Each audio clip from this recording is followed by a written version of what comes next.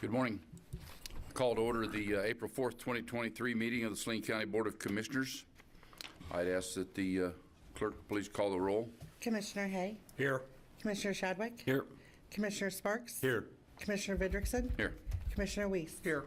I'd like to ask that everyone stand and join me in a flag salute, followed by a moment of silence. I pledge allegiance to the flag of the United States of America and to the republic for which it stands, one nation, under God, indivisible, with liberty and justice for all.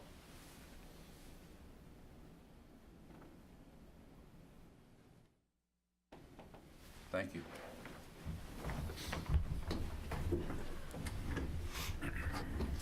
We now move to the citizens input portion of our meeting, where citizens may speak on county government, usually limited to 3 minutes, and items not pertaining to today's agenda. Norman Adams, Salina. Last week I was given a kind of a dressing down, asked to volunteer. Why should I serve, or anyone serve, on the committee when we don't have a vote on the issue? It's always 3 or 5 persons way who has the final vote. That's not a democracy. Citizen participation is a cornerstone of democracy. Have you ever asked people who have quit in a certain department why they quit? You're having trouble filling law enforcement positions. You need to ask those people that quit, why did they quit? If you can't have a full member committee, let's dissolve the department because there's not enough interest in it. Thank you. Anyone else you wish to address the commission? Seeing none, we'll move on to our consent agenda. Today's consent agenda, there are 12 items: approval of tax roll adjustments, approval of accounts payable, approval of public forum agenda, approval of payroll, National Cinemedia Agreement, Screen Vision Media Agreement, approval of proposed change orders for 3 for courtroom project, approval of proposed change orders 2, 3, 4, 5 for City County Building Remodel Project, approval of addendum to the ARPA agreement with Farm Bureau for a second tire cleanup event, approval of County Commission minutes for March the 21st, agreement between the City of Saline, Kansas and 28th Judicial District Community Corrections Agency, and disposition of property. Are there any items that commissioners wish to pull from today's agenda? Mr. Chairman, I'd like to pull number 5, 6, 7, and 8, please. All right, it's been moved that we approved 5, 6, 7, and 8. I also would like to pull number 11, which is the agreement between the city and the community corrections. So 5, 6, 7, and 8, Joe? Yeah, yes, sir. All right. And where do you want to start with number 5? Your question? Or? Actually, number 5 and 6 can go together. I just wanted to ask the county administrator if he could kind of clarify exactly what the America Movie Network and the Screen Vision Media, what are we actually using those for, and who's utilizing those? These are for human resources. This is part of our ongoing attempt to better broadcast the availability of jobs for the county. We're using all the innovative approaches we can think of. We've done billboards, we've done little stands that go in front yards, and this is to run some ads in the movie trailers before movies at the various movie theaters in town. And Marilyn can fill in anything else in addition to that. But that's basically an attempt to get the word out more broadly about our positions. Morning, Marilyn. Good morning. Yes, Phil hit that very well. In addition to the Salina theaters, we're also reaching out to some of those other areas that we can maybe attract from, a Manhattan area, Fort Riley area, north of us, so some various rural theaters as well. Okay. Thank you. And number 7 then? 7 and 8, like I said, I can just about put those both together too. And my question was on that is, anytime we have a project, I mean, we can always usually guarantee there's going to be some type of a change order. But after I got to looking at these change orders that we had for the courtrooms and the city-county remodel project, I was just blown away at $46,328 worth of change orders just in this one time. And,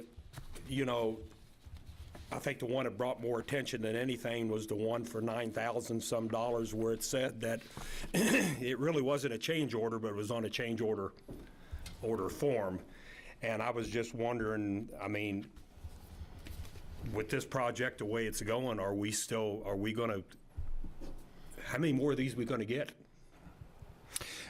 That's a great question, Commissioner Hay. I wish I had a solid answer on that. I will say, not every change order that has been proposed has been brought to you. There have been a couple that I've said we're just not going to do that. Yeah, unfortunately, this project is, or these two projects, since we're funding them separately, it has run into quite a number of issues. Working in a building that is occupied is not as easy as working on a nice, clean site like we had out at the jail. And this building is, 50 years old, 50 plus years old at this point. So we have run into a number of things, but I am not happy about that. I'm getting concerned about the financial piece of that, and my plan is to bring back a report to the commission next Tuesday on that. So having a conversation with the architect and the contractor on Wednesday of this week. Okay, thank you. All right, thanks for bringing those to our attention. That brings us to number 11, which is the agreement between the City of Salina and the 28th Judicial District Community Corrections Agency. And I'd like to have a little bit of an explanation of what this really means. When I get back to the back page, when I look at things like workers' compensation coverage, employers' liability, what are we getting into here? I'm not like a little... So this is, the Community Corrections Agency provides services for their clients, and some of those services include alcohol and drug treatment services. Both Saline County and the City of Salina get those special alcohol funds. Community Corrections applies every 2 years for the county's funding. We award them a little bit. They've also applied for the same funding from the City of Salina. And this is a standard agreement that the city requires all the recipients of their alcohol funds to sign. Obviously, the county has work comp insurance and employer liability and all those things as part of our, routine insurance that we provide. And Community Corrections Director is in attendance as well if you have any further questions. I think not. I'll take this and read it over again and see if I am in agreement with your answers and so forth. So thank you. This time then I would take a motion to approve the consent agenda. So moved. Second. It has been moved and seconded that we approve today's consent agenda. All of those in favor, please say aye. Aye. Opposed, same sign. Motion carries 5-0. We'll move into action items. Item number 1. National County Government Month Proclamation with Melissa McCoy, Public Information Officer. Good morning, Melissa. Good morning. Whereas the nation's 3,069 counties serve more than 330 million Americans, provide essential services to create healthy, safe, and vibrant communities. And whereas counties fulfill a vast range of responsibilities and deliver services that touch nearly every aspect of our residents' lives. And whereas Saline County and all counties take pride in our responsibility to protect and enhance the health, well-being, and safety of our residents in efficient and cost-effective ways. And whereas, under the leadership of National Association of Counties President Denise Winfrey, NACO is highlighting how counties rise, demonstrating exemplary resilience, inclusion, solvency, and empowerment. And whereas each year since 1991, the National Association of Counties has encouraged counties across the country to elevate awareness of county responsibilities, programs, and services. And now, therefore, be it resolved that we, Saline County Board of Commissioners, do hereby proclaim April 2023 as National County Government Month and encourage all county officials, employees, schools, and residents to participate in county government celebration activities. The last sentence says it for me, and are there any celebration activities scheduled? Well, I hope you follow us on social media. We're highlighting a lot of our employees throughout the month. We are also highlighting some of the services that our departments provide and answering some of those common questions that we get when the phones ring and wonder what we're doing in each of our departments. Any other commissioners have questions of Ms. McCoy? Melissa, you might re-educate us on social media. Where do we go to see So we Saline County? are pretty active on Facebook, Instagram, and Twitter. We also do plenty on LinkedIn. So for this particular project will be mostly Instagram and Facebook. Anyone else? All right, I will thank you for presenting this. I'll take a motion. Mr. Chairman, I move we proclaim April as National County Government Month. Second motion.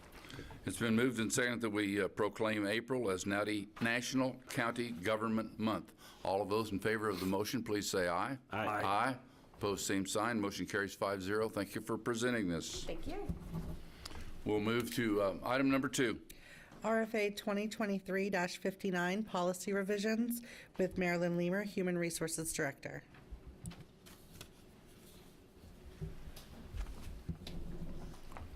Morning, Marilyn. Morning again.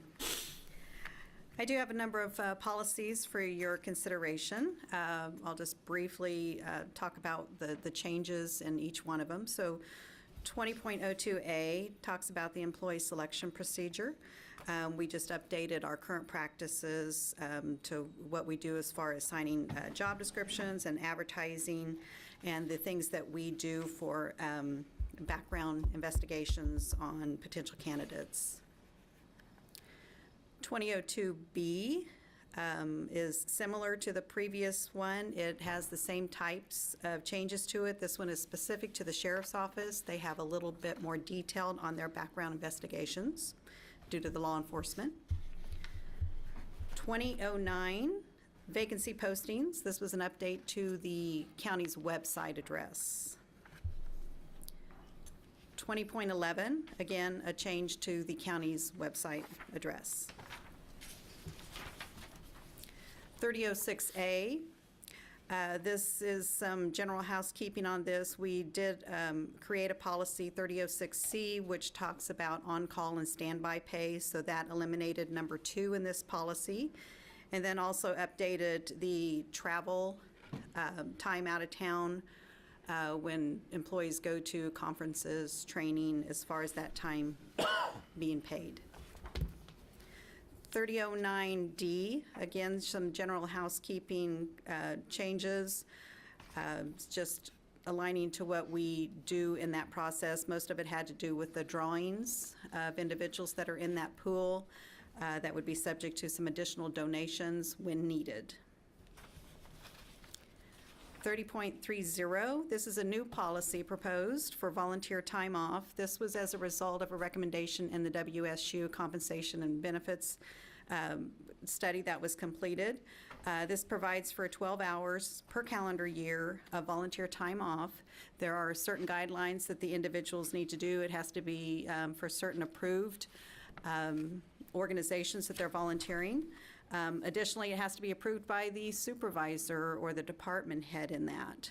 So for instance, if it is a very busy time for that department, they could deny the employee that volunteer time off.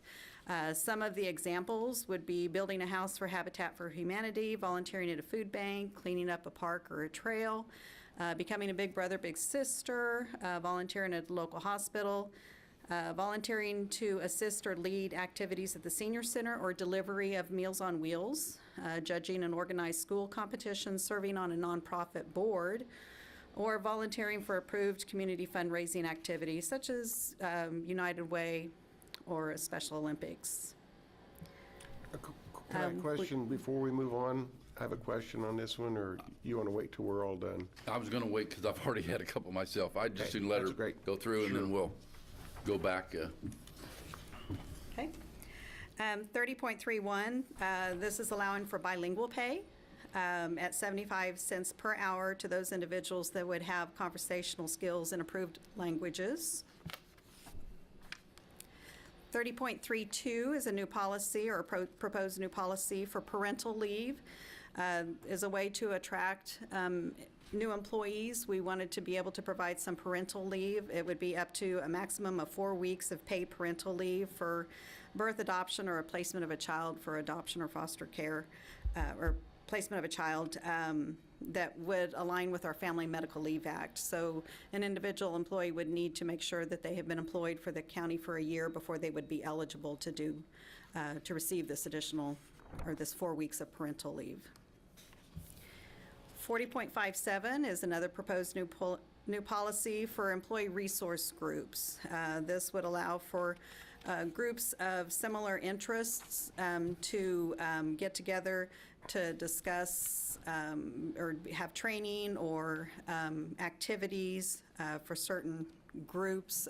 One example that has been talked about is, let's say veterans want to get together and discuss activities that they may want to do. So this would allow for some time to be able to do that with an organized group. And I'm available for questions on these. Well, Marilyn, I'm going to note that 10 policy changes, a variety of items that we're going through here is a lot for me to digest. I think we could spend quite a bit of time on this if we really got down and started doing due diligence on these items.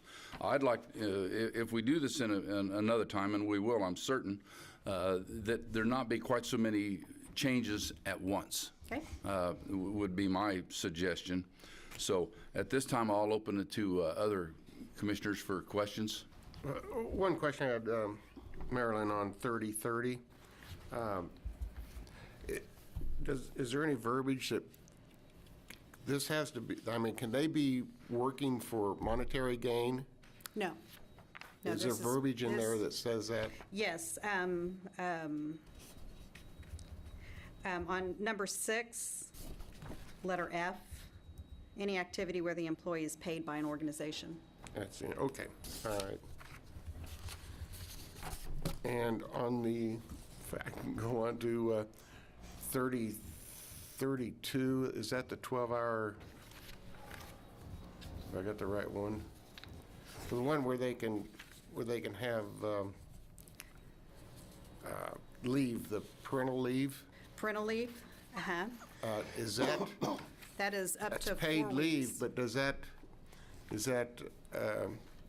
placed against their sick leave, their vacation leave, or is that just an addition to all that? This would be an additional, so for instance, if an employee wanted to take up to 12 weeks of job-protected leave under the Family Medical Leave, this would pay for the first 4 weeks of it, and then any additional time would be out of their own paid leave banks, so it could be vacation leave, personal day, sick leave, or even unpaid leave.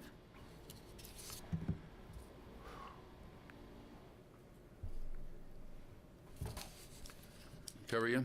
Yeah. Marilyn, I want to go back to 3030, the volunteer time off. Are there other organizations or businesses in Salina that are offering this same policy?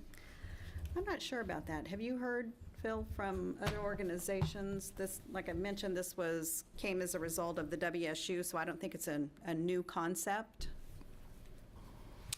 I've certainly heard of other organizations around the country. I don't I can't think of any in Salina specifically. I know you reached out to other organizations, and not a lot of counties in Kansas are doing this right now. So, And the 12 hours a year that are off, are we paying them for those?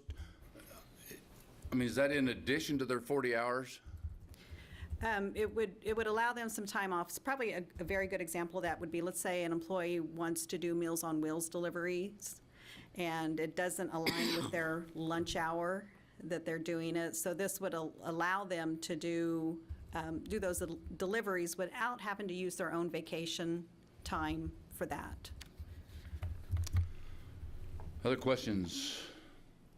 Okay, the only one I got, Marilyn, is on 3009 D on the employees are not a member of the pool of the previous year shall automatically contribute 8 hours.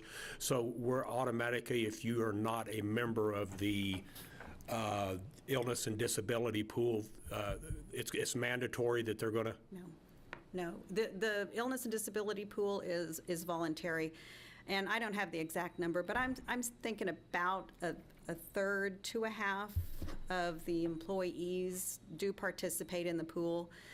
To get into the pool, to be able to apply to it, they need to donate hours. So if an employee says, no, I'm okay, I want to use my own paid leave time, I don't think I need to utilize this, they don't have to join, so therefore no hours would come out of their leave banks. Okay, on number 4 then, I mean, am I reading that right? It says the employees were not a member of the pool the previous year shall automatically contribute at least 8 hours of sick leave to the pool. Okay, I'm sorry, I see exactly what you're talking about. Thank you. Okay.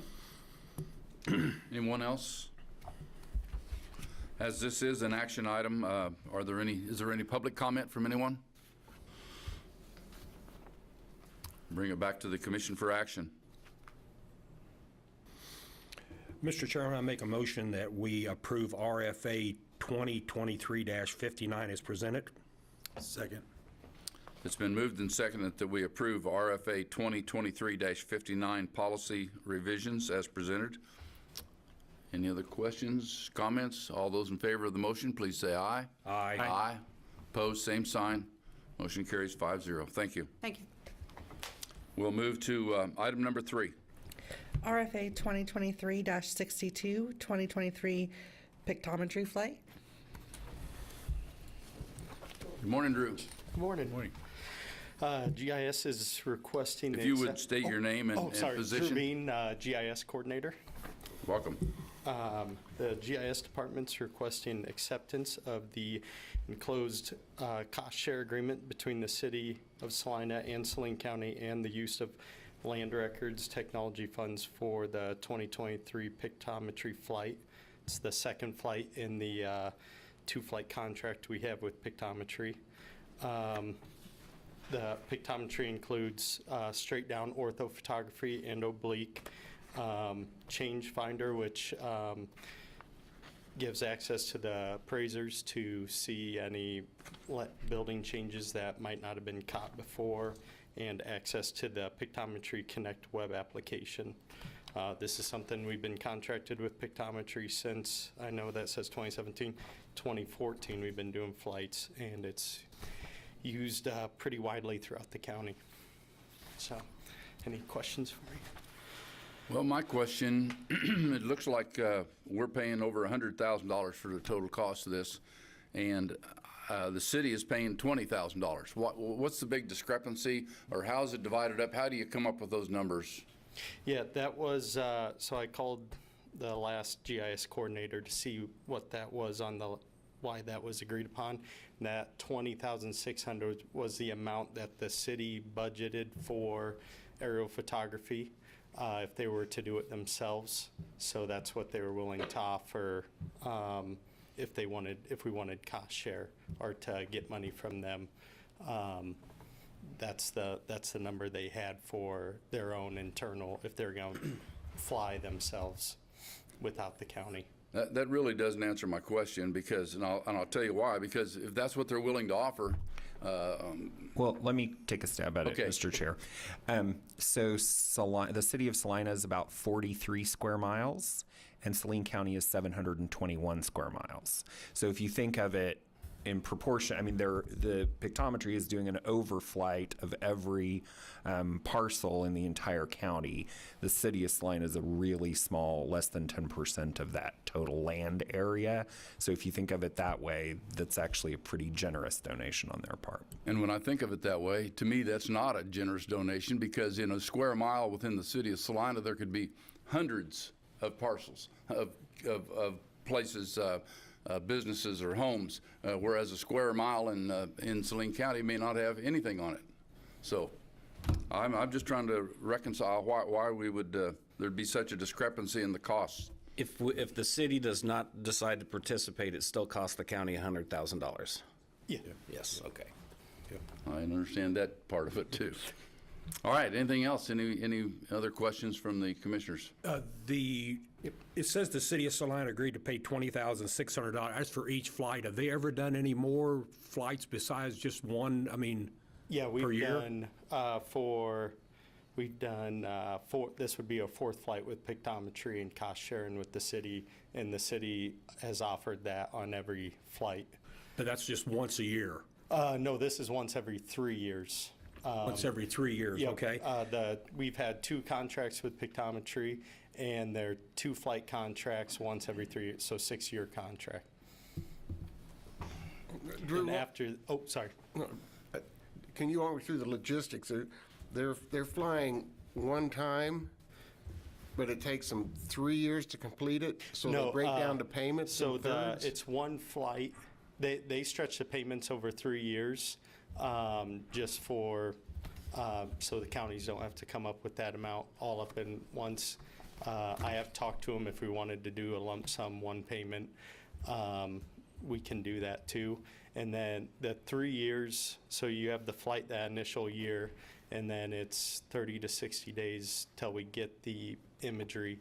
And then those subsequent years on the contract are giving access to that Pictometry Connect web application in order to view the straight down and oblique imagery, the side view of that imagery to all the departments.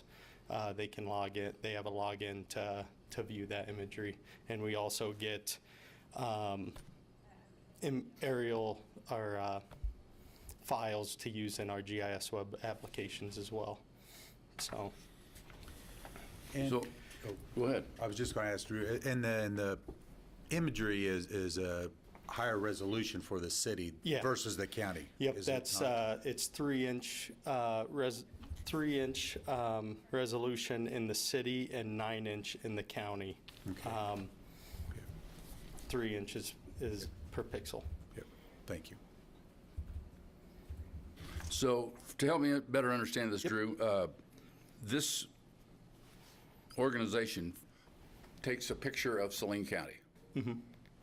And it is then transferred to you and your department, and everybody, Road and Bridge, appraisers, whoever can go in and pick out a parcel and study that or whatever there is. But this is a one-time picture. Correct. It's, the flight was done, or is gonna be done this, probably this month. And then, yeah, we use that same imagery until the next flight we would do. If we wanted to keep on that every 3 years or go to every 4, or whatever timeline would be acceptable, or what we determined would be enough. And the public has access to this also, right? Yeah, so we've been doing a little moving, but in the appraiser's office, there was a public terminal for, to be used if the public wanted to view that imagery as well. Then, of course, it's used on all our maps. And just for clarification, and because, I mean, it's like, I know, but it's like, when you say that there's a picture taking, there's multiple pictures taken, and then they combine all of these pictures together to create one whole deal. But it's a film roll. I mean, but it's multiple It's all pictures. the planes flying low. Yeah. and then it's snapping pictures, and then they go back at the end and process that and create a mosaic of one cohesive photo, hopefully without any clouds or errors. But if there is errors, they schedule a return flight to correct that imagery that isn't up to snuff. And you said every 3 years. Yep, right. So I guess my question is what actually changes in 3 years that we would have to do it every 3 years? The development around the city and county.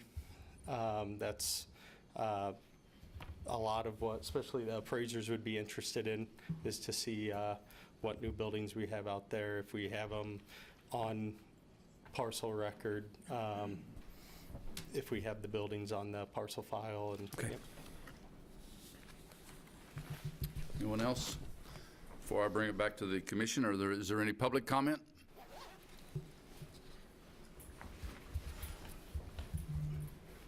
Norman Mountain, this information, these maps are done once a week for the NSA, for the USDA, Agricultural Conservation, National Resource Conservation. So you can get this picture once a week, and it gets down to every individual row. When you're planting wheat, it'll tell you how many plants are growing on each row. So this information is already available through NSA in Virginia. I've used it in agriculture. Thank you. Anyone else? Oh, one question. Explain the Land Records Fund. Is that The Land Records Fund is Rebecca's? it's maintained by Rebecca. Rebecca, why don't you take this over? Rebecca Seaman, Register of Deeds. The Land Records Fund was created back in 2001, I think, and we collect $2 per page on recordings. And occasionally there's the Register of Deeds Technology Fund, and then I created, along with other county staff, the Land Records Technology Fund. And what that is a fund that I can put in money if I'm not going to use it. And at that point, it can be used whatever the commission wishes to fund it for. It does have to be land records related, real estate related. It can't be to buy furniture or anything like that. It's just land records only. So over the years, the GIS has probably been about the only department that's even interested in using this money and brought it to you. There is a committee, it hasn't been very active, but what they can do is bring their desires to the committee. The committee decides if it meets the law, and then we recommend that. But the flyover is nothing new. They've been doing it for many, many years. And so that money that I put in there, it goes into the Land Records Fund. I don't really control that. You guys do. So And the just kind balance a of that fund? clarification. Balance, I believe, is 84,000 roughly. All right. That help? Thank you. Okay. All right, now, we've had our public comment. Bring it back to the commission for action. Mr. Chairman, I move we approve RFA 2023-62 as presented. Second. It's been moved and seconded that we approve RFA 2023-62, the 2023 Pictometry Flight. All of those in favor of the motion, please acknowledge by saying aye. Aye. Aye. Opposed, same sign. Motion carries 5-0. We'll move to item number 4.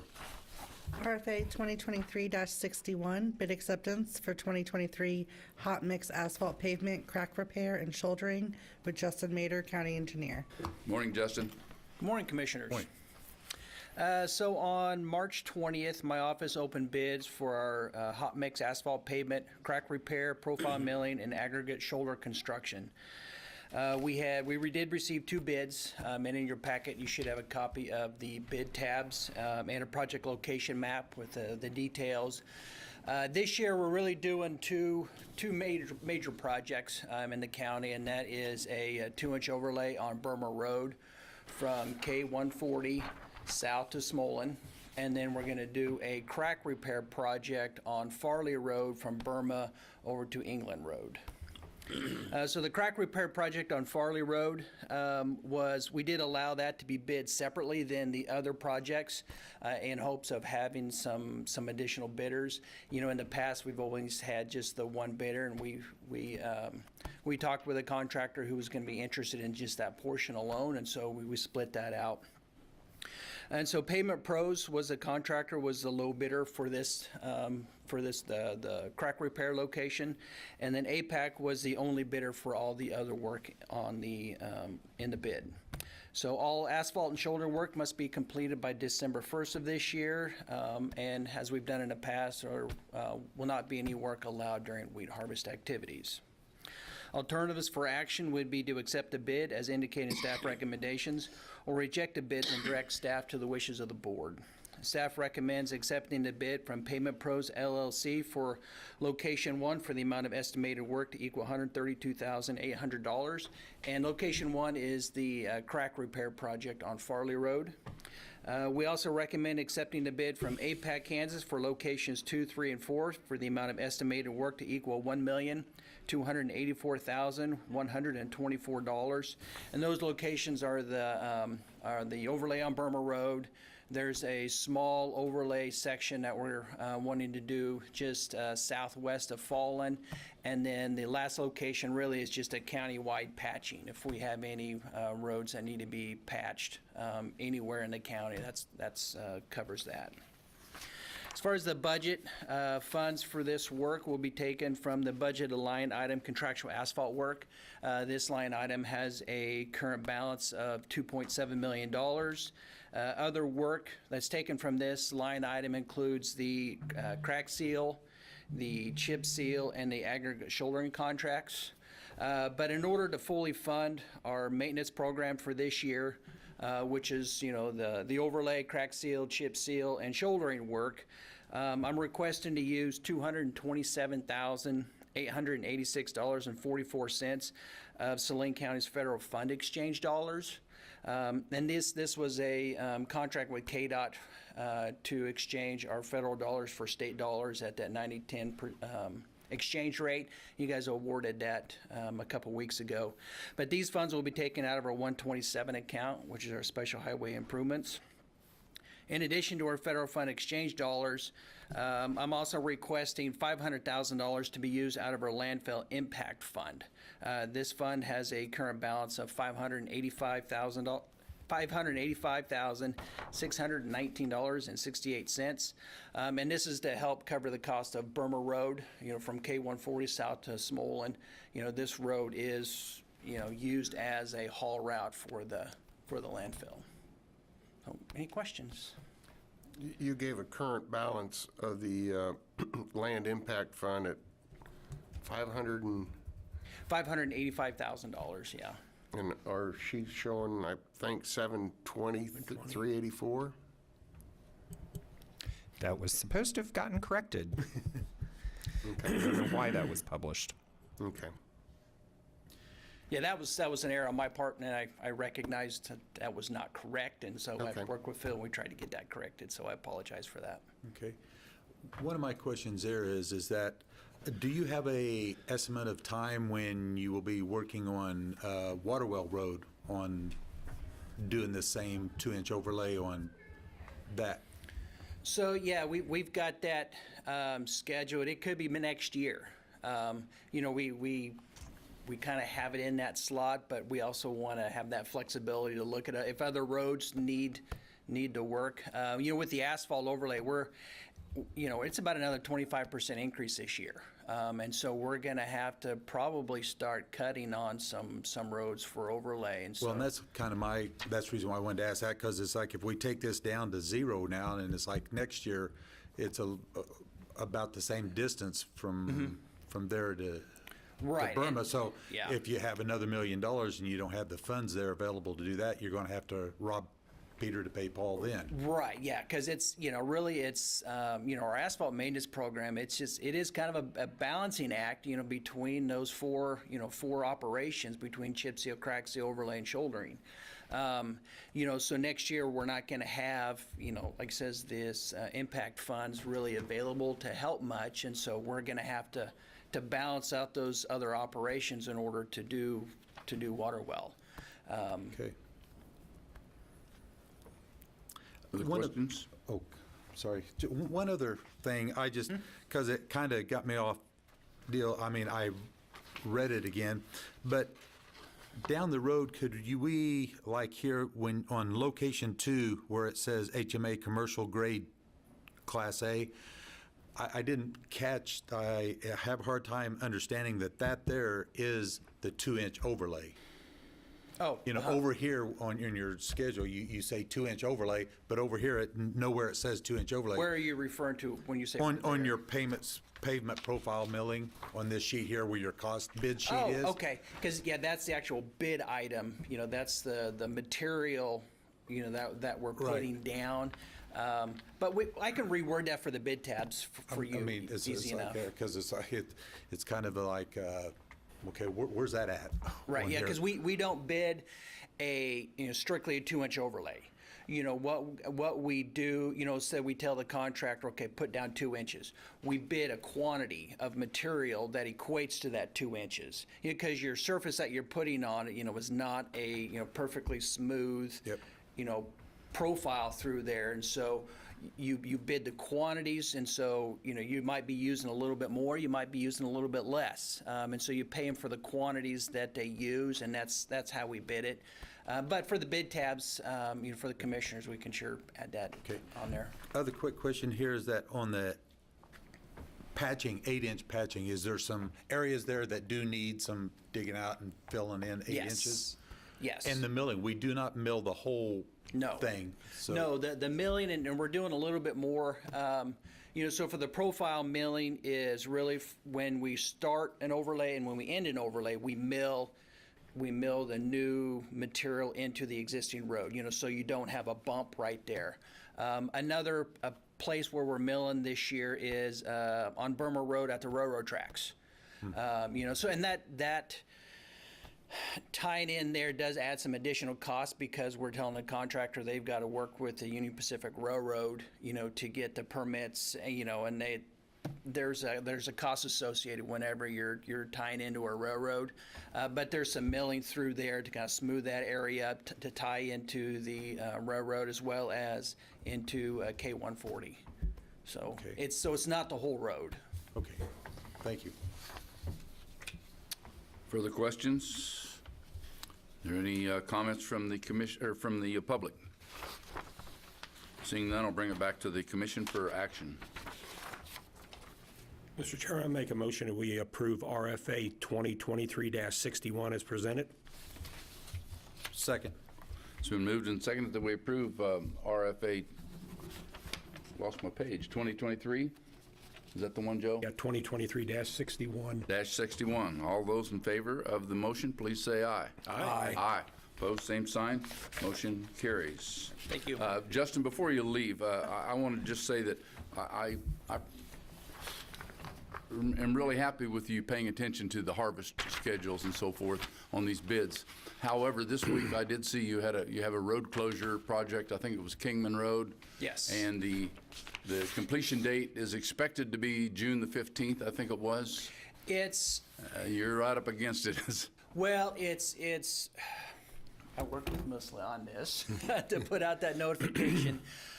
So it's going to be dependent. So the one on Kingman Road is going to be a very short stretch of road that we're improving. Okay, and it's just a matter of the last thing they got to do is put the asphalt on it, and then the seeding.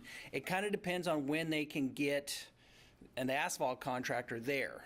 So it's that scheduling part. So that mid-June is worst case scenario.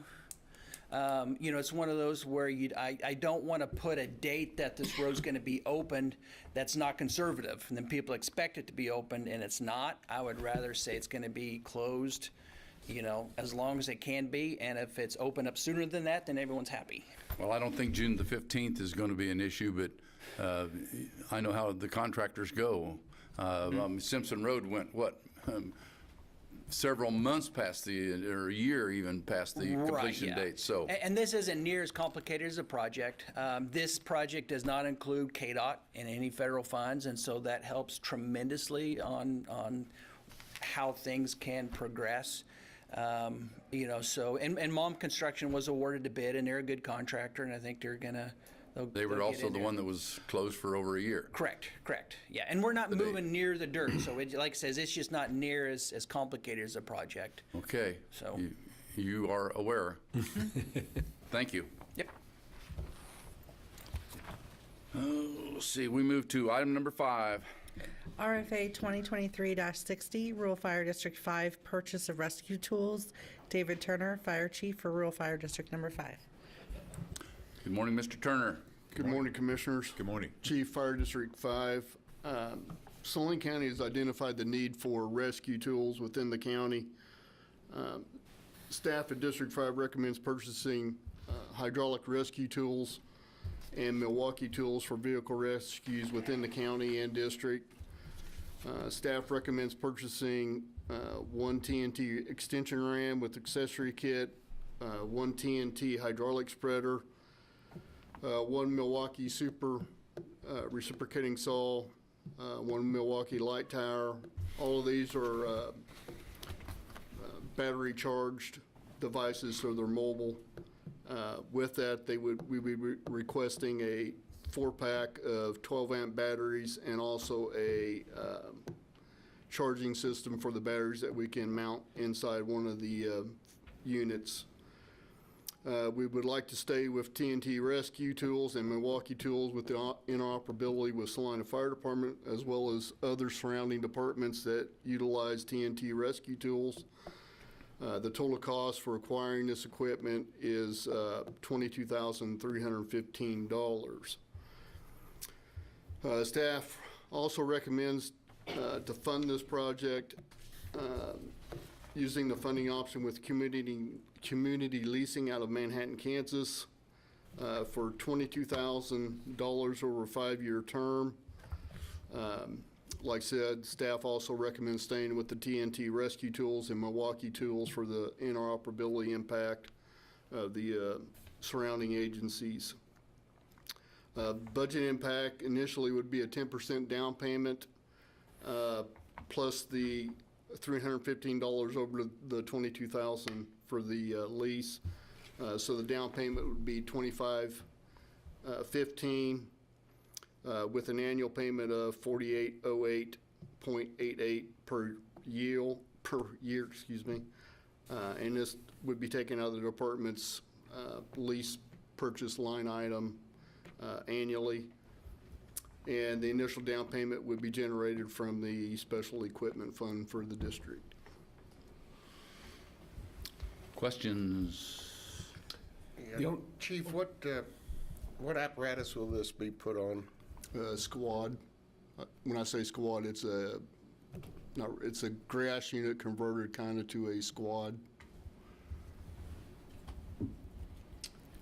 My question, or I'm just kind of leaves me shaking my head, is do we have to finance $22,000 over 5 years? I mean, is that pretty much our only option here? Or am I picking at something that I don't need to be picking at? I think the reason why is we didn't want to take our special equipment down to around $30,000. I think we have around roughly 54,000 in our special equipment. So we take 22,000 out of that, we're down to 30, and we still have to purchase apparatus on down the line, and we need down payments for apparatus. And do you know what the total finance figure is as far as how much it's going to cost you? No, I did not bring that with me. I can send it to Phil. I'll just say it's not unusual for the fire districts to do lease purchase agreements. I think each one of them has a couple of them on the books, and there've been a couple that have come off recently, so this is sort of built into their budget to make the payment. Okay. Any other questions or comments from commissioners? I know that you want to stay with TNT Rescue Tools.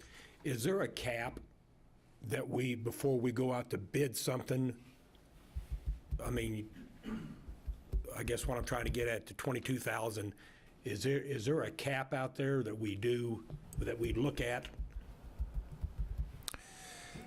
So generally speaking, we try and bid out things that are over $10,000, but that's a policy decision of the commission. So you can always waive that bid requirement when there's a reason to do so. In this case, the reason would be interoperability between departments and the familiarity of firefighters with that particular manufacturer. So yeah, it's a commission decision, but Okay. All right. Is there any public comment? Seeing none, I'll bring it back to the commission for action. Mr. Chairman, I move we approve RFA 2023-60 as presented. Second.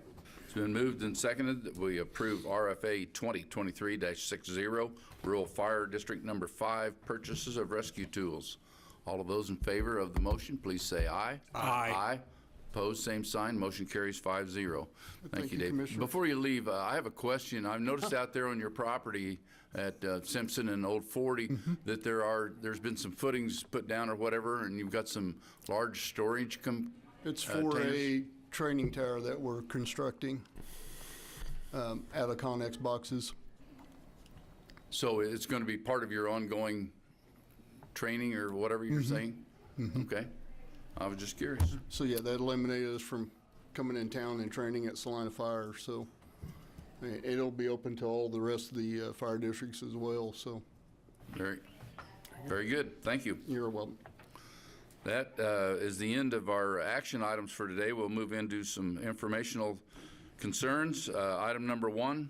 Commissioners' comments? I've only got one thing. I attended the health department meeting yesterday. They do a really good job over there trying to get the information out, and of course they were looking at some different changes to the website and different changes to some other things with the health department, but it was a good meeting. Anyone else? Item number 2. Announcements? I'll just make one announcement very briefly, Commissioners. I wanted to make sure that you all saw and that the public was aware that the conference committee that's working on the state budget in the legislature has come back with a recommendation that would include eliminating the local portion of the sales tax on food. So that's obviously something we've discussed previously, but that is up for a vote potentially as soon as today. So if you all have an opportunity to reach out to any of your legislators. Pretty concerning. All right, we'll move to the discussion portion. Item number 1. Discussion of designation of official county newspaper with Philip Smith Haynes, County Administrator. Good morning, Phil. Good morning again, Commissioners. So state law requires that counties designate an official county newspaper, and that designation just sort of continue until a new newspaper is designated. State law also outlines requirements for what constitutes an official county newspaper. So we have used the Salina Journal for our publications since, I'm going to say, time immemorial. They have done a good job, I would say, historically. As the commission and the public is aware, they have undergone some corporate changes over the last few years, and Two things have happened. One, we don't receive the reliability that we were used to in the past in terms of the time frames that we need to submit something to get it published, and the assurance that it has been published correctly. And two, the costs have gone up considerably. And so as a consequence of that, staff has been looking into other options. And this has been a particular burr under the saddle of the county treasurer for a number of years, because in addition to the many things that are published by the county clerk's office and the county administration, there are some required publications of the treasurer each year. And so County Treasurer Jim Du Bois has led a charge, I would say, around the state for giving counties more options. And so I'll let Jim address the commission as well, but I will say in general, we now have a second option here in the community, in that Saline 311 has now met the requirements that are outlined in state law to receive legal notice publications. And so just wanted to have a conversation with the commission about the potential of switching that up. Think there is the potential to save some money. And Jim, what?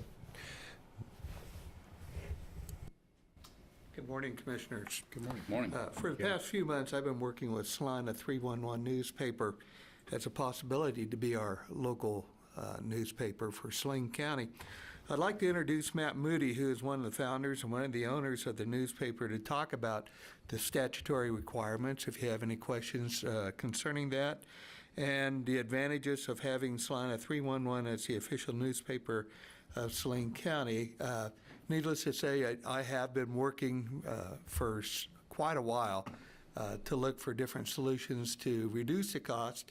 Our real estate publication is around $15,000 is what we spend for 3 consecutive editions into the Salina Journal. And in working with Matt, I believe we can cut that down quite a bit. And over a decade period of time, if you recall, probably about 8 years ago, I went to the legislature to try and look for different alternatives in there.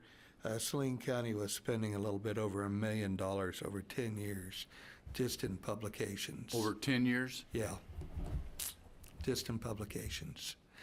So having said that, I am going to go ahead and introduce and have Matt come up and talk with you. And if you have any questions, I'm sure he can address those. Matt?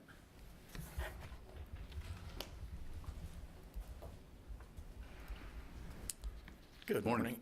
My name is Matt Moody, and I'm the CEO of Salina 311. And you reside in Salina?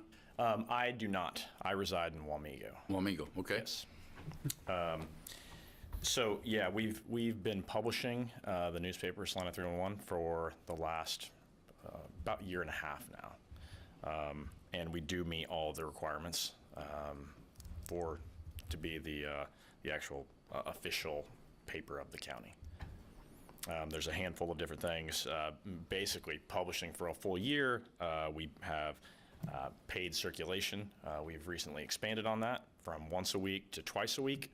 And kind of as we're progressing here, our plan is to further that and to try to go back to the way things were a little bit.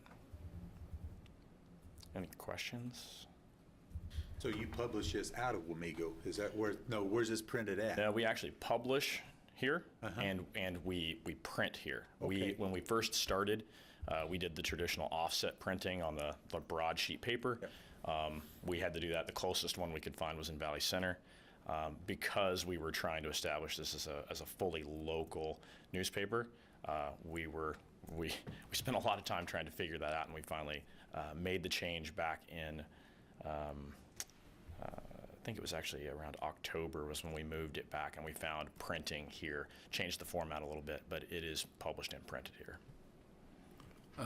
Mr. Du Bois, you mentioned $100,000 a year for the, is our cost. Is that just your department, or is that county-wide? Is that what all of the Saline County departments spend for publication? Well, I don't know, but the total publication, I just went back over the last decade, we spent $1 million. Well, and I'm just, I divided that over 10. If you want to put that, we spend quite a bit of money, because by the time we do fund balance reports and we do the real estate and personal property. But what I'm getting at is publications, the number that Saline County spends. So that could be partially from the clerk's office, it could be from other departments also. Sheriff's office. Right. The county attorney's office. Okay. Yeah. Okay. You bet, county administrator's office. We spend a lot of money. I would assume that if we were to make a change or consider a change, that I would have to assume we'd have to go out for bid or not, legally.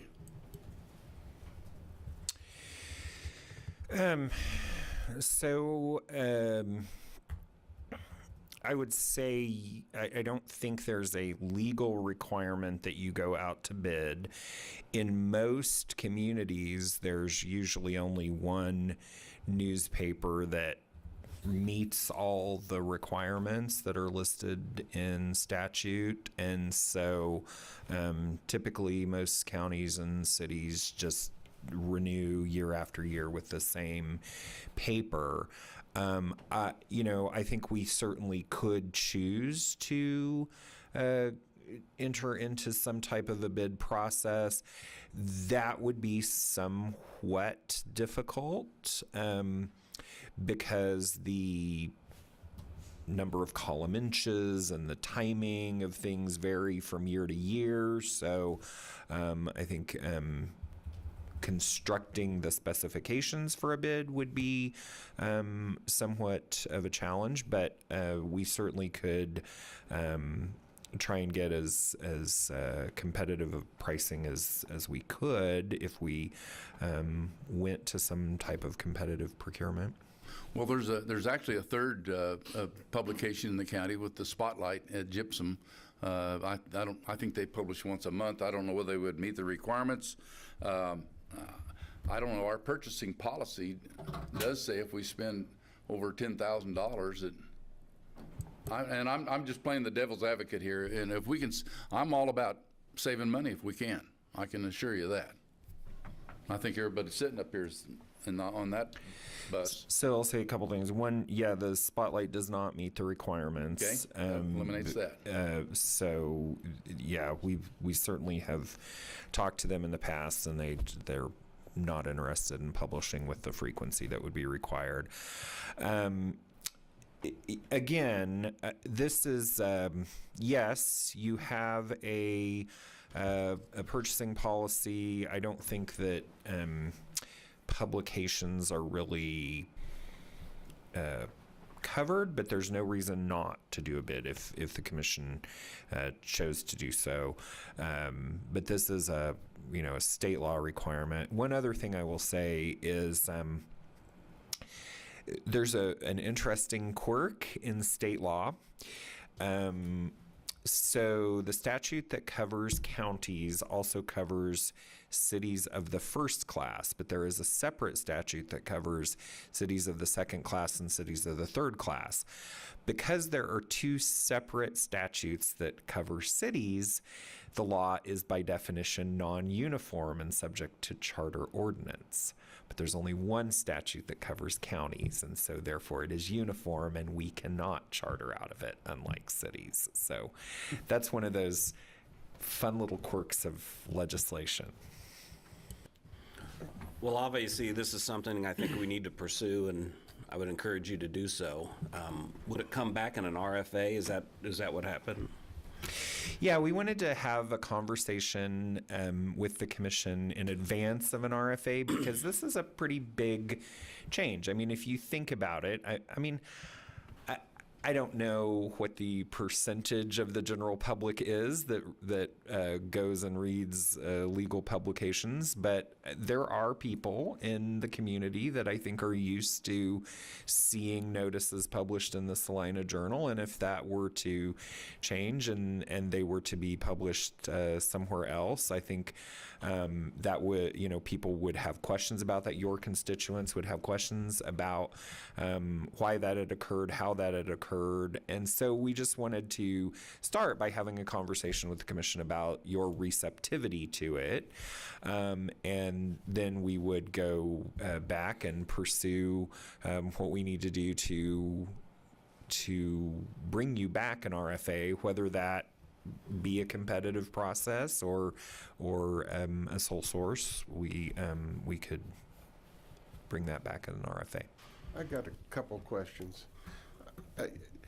There has to be, I would think, some way to get a bid process. If 311 can come in and say we can do what they're doing for X amount of dollars, there must be some way of putting a dollar to the amount of work. And second point, a lot of our small cities and townships, one of their biggest expenses for the year is publication of notices that they have to do that are required by law in going over their budgets. It's a big expense for these small townships, and when you mentioned that Smolin or Mentor or those, they don't have to follow the same guidelines as Saline County because they're not uniform? I mean, could there be a splitting? So when you say Smolin, Smolin is two separate. So Smolin Township would have to follow because there's not a newspaper published within Smolin Township, and so they would fall under the counties. And since they haven't had any township officials for a couple of years, the county has been doing that publication for them, so it would be part of us. And so Smolin Township, and I would say townships generally would fall more along the lines of the county publication rules. The city of Smolin could charter out, just like City of Brookville, City of Assaria, City of Salina could charter out. That's a decision for that city council. And when you say charter out, can you give me more explanation of what that entails? Yeah, sure. The Home Rule Statute, cities have constitutional home rule, counties have statutory home rule. So both the constitutional amendment for cities and the statute for counties provide that when a state law is not uniformly applicable to all cities or to all counties, that a city or a county can, through use of their home rule, exempt themselves from that non-uniform provision of state law.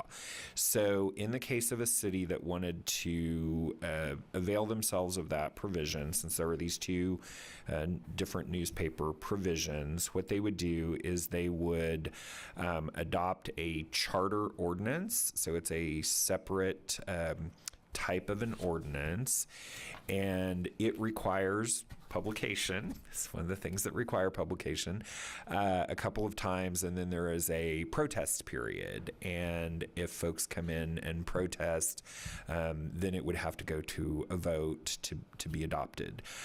Counties have the same sort of ability. So, for example, the most recent charter ordinance that we've done, it's a couple years old now, but we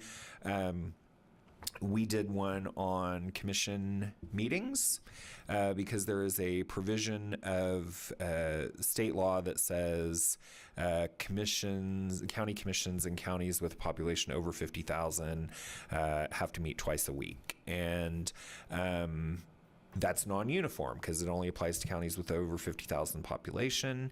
And so we went through that process, adopted a charter resolution, published it twice, et cetera, waited the 60-day protest period. And we are no longer subject to that provision of state law. We exempted ourselves from it, and that's what's called chartering now. Does this reach, I mean, you know, we talk about public records and stuff. Does this reach out farther also? I know that the Saline Journal covers the commission meetings, reports the commission meetings. Is this going to be the same? Will we have somebody here on a weekly basis to cover the commission meetings and report to the paper on the commission meetings? And how, I know I've seen it in the 311 before. I've really never known how you guys ever came up with your, you know, with your information, since there's never anybody here, but. Yeah, so the way we did it is with the video. So it makes it a little bit easier to make sure that we have enough that can cover it at any time. Okay. Then they watch the video and report from that. And I will say, Joe, that is not a service that we pay for. No. I mean, that's a public service that the newspaper is doing to their distribution, their subscribers. And it's not something that we pay for. Understand that, but, you know, it's also a public service that, you know, that the public kind of expects. Well, I think we all would like to see us go forward with some sort of a proposal. I would like to see it, to be quite honest with you. I was in the sales game all my life, and if I knew the price that the other guy was quoting, you know, they may not get my best price. So, I mean, if he knows that we spend basically $100,000 a year, I mean, maybe he'd say, okay, I'll do it for $90,000. I don't know that. I don't know what your proposal would be. I don't know what the Saline Journal might do if they thought they were going to have to lose it. I don't know. But I think in the best interest of Saline County that we would put together some sort of a bid proposal or even a proposal, non-binding, that we go through. So I appreciate you doing it. I appreciate you bringing it to their attention. All of that that goes with it. I'm up for saving money. Quick question here is that, I mean, if this here is, and I love the 3-1 paper, it's great, but it's like, will that same information be online also? Yes. I mean, so that whatever is there is pretty much printed out where you can see it on. Yep, Okay. absolutely. That's, thank you. Really doesn't pertain to what we're talking about here today, but do you have an office here in Salina? We did, and then as kind of a lot of businesses, we realized everybody was just working from wherever they were. And Okay. so we had people stopping into our office, and then, you know, our reporters that didn't really need to be Okay. in a physical location, and neither our sales either, so. Very good. Gotcha. Any other questions or comments from commissioners? Thank you for spending taking the time to come over to see us today. And Jim, thank you for bringing this to everyone's attention. I think we've all been aware of it for some time, but we really haven't had an option. Thank you. Thank you. Okay, we'll move to item number 2. Discussion of RFQ for temporary senior executive services. Philip Smith Haynes, County Administrator. You're on again, Phil. Thank you, Mr. Chair, members of the commission. So, discussion of another concept that, if the commission is amenable, would come back in the form of an RFA. This one, you know, we continue to try and deal with staffing challenges, and not only for permanent staffing, but also for temporary staffing and consultants. And so we have been approached by a consulting firm that we've worked with in the past, and they've said, you know, this is a challenge, not just for Saline County, but a challenge around the country. And we work with a lot of people who have, you know, recently, you know, left their jobs, resigned, been terminated. And, you know, they're often looking for temporary work. They don't want to go into business for themselves, hang out a shingle, but we could serve as the employer of record for these folks and and have them provide services to cities and counties around the country. And we said, okay, it's a very intriguing idea. Let us know how we could participate. And, you know, we don't have anything in mind right now, but, you know, sounds good. Let us know. And so they came back and said, okay, well, here's a draft contract for what something like this might look like. I had Mike Montoya take a look at it. He made a couple really small tweaks, that he's fine with it. And then they sort of changed course on us and said, well, actually, you know what? Saline County has a provision in your purchasing policy. Most cities and counties around the country have a similar provision that allows you to avail yourself of a government contract that's been competitively bid. We're looking for somebody to competitively bid this, and then that would be the vehicle where lots of organizations around the country could avail themselves of this service. And so, and they had a, you know, somebody that they were working with, and we said, okay, great, well, let us know when that's happening. And then they called us back and said, well, actually, you know, we've run into some snags with that organization. Would you all be willing to do it? And so Hannah and I had a conversation, and we were talking about this and said, well, okay, I mean, that's like, there's no reason for us not to do it. It doesn't actually commit Saline County to use the service. It just, you know, creates this contractual vehicle that we could use if we identified a project and we identified funding. And then we were kicking around the idea a little bit and said, well, actually, you know what? There's no reason why we would need to only have one of those contracts. You know, there are several different recruitment firms around the country that work with this particular pool of folks and might be able to provide this service. Don't know if any of them are interested, but if we're going to go through, you know, the time of actually doing a procurement process for this, maybe instead of doing a process that would result in one contract, why not do a process that results in multiple contracts? And talked with the firm that had been floating this idea to us, and they're like, oh yeah, that's a great idea. We don't need to be the only one. And so so the concept would be for Saline County to go out and do a request for qualifications for firms that work with senior executives in local government, and that they would offer temporary services for local governments to provide you know, things like policy reviews,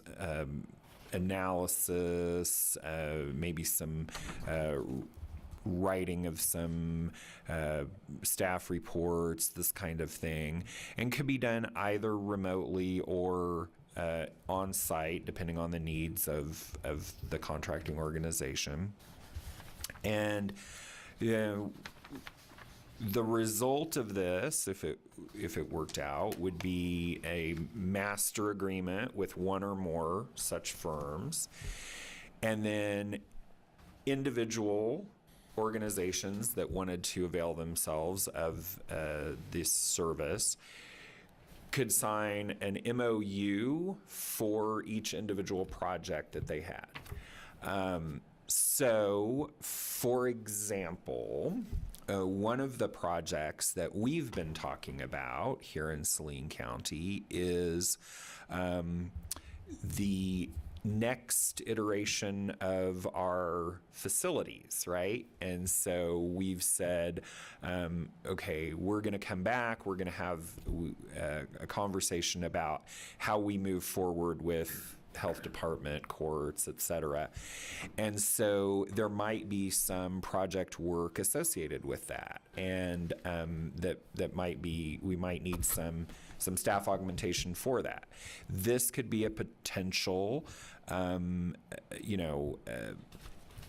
potential vehicle for that. If one of these firms had somebody who had, 20 years of facility development experience and was between jobs and wanted to work for us for 3 or 4 months, that could be something that we might avail ourselves of. There might be other examples of things that would come up over time, either for us or for organizations around the country. So it's kind of a very non-traditional role for us to play, right?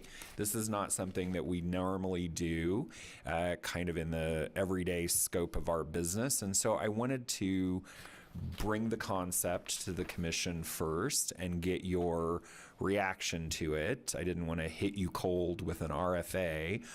And see your thoughts and how we could further refine this idea. So questions, comments from the commission?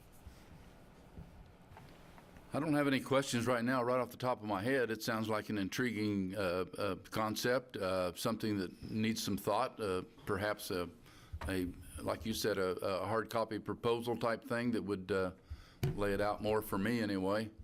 So I'm open to any idea that can help us from a labor standpoint, cost standpoint, whatever.